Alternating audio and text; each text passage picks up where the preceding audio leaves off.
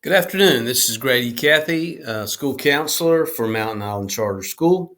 And today we're going to be talking about a very exciting step for you as you approach high school. We're going to actually talk about registering for high school courses for next year. First thing we want to do is understand what is required at the end, and that is to make sure you meet the graduation requirements for the state of North Carolina. We do require 22 credits.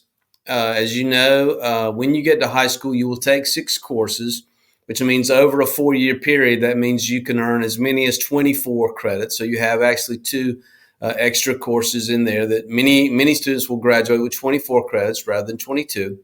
Students also may have taken foreign language and math in the 8th grade, and those would count as well. So some students could earn as many as 26 credits in order to graduate. But this is a look here at the 22 credits that are required here at Mountain Island: 4 units of English, 4 units of math, 3 units of science that are listed there, 4 units of social studies, and then 6 electives for a total of 22, as well as health and PE unit is there. These are consistent with what's required for the state of North Carolina. Some school systems vary a little bit, but most meet the requirements. They all meet the requirements for the state of North Carolina.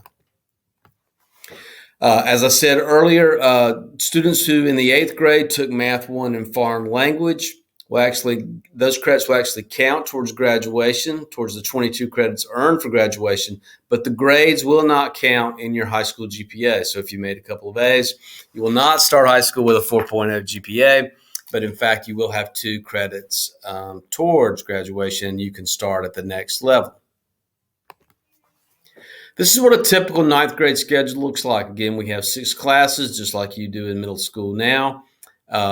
English 1, math, earth environmental science, world history, health and PE, and an elective. Probably the biggest decision that you might have in those classes is whether you take a standard or an honors class. So this gives you the requirements to take honors classes, basically A's and B's in your core classes.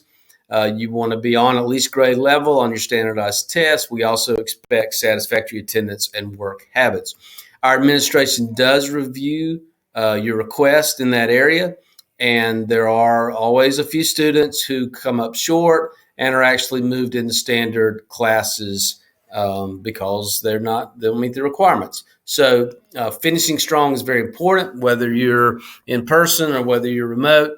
Finishing strong, doing well in your classes is the most important way to ensure that you'll be able to take honors classes when you get to high school.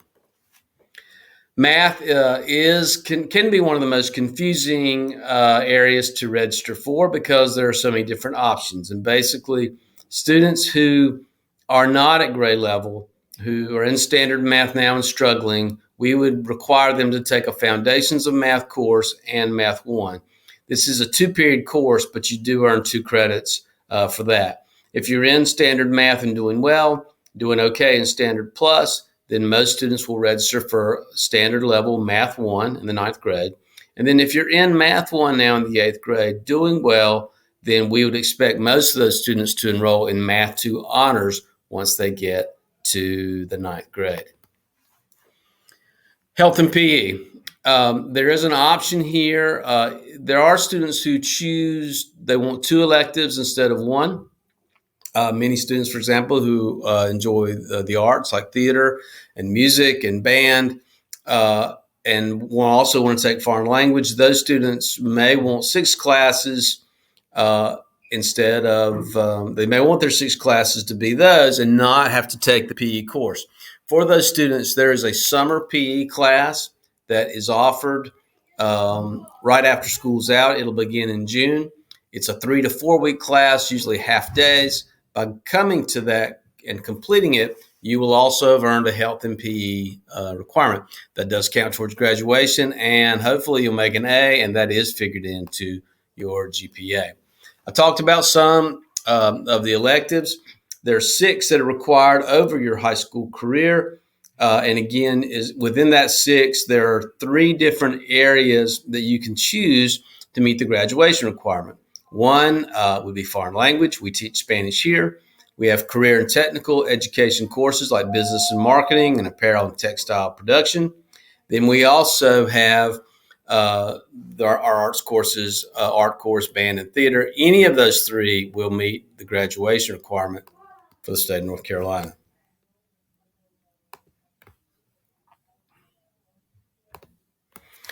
Foreign language is a requirement to go to a four-year college or university, but it is not a graduation requirement. So for those of you who are not thinking in that area, you can have other options.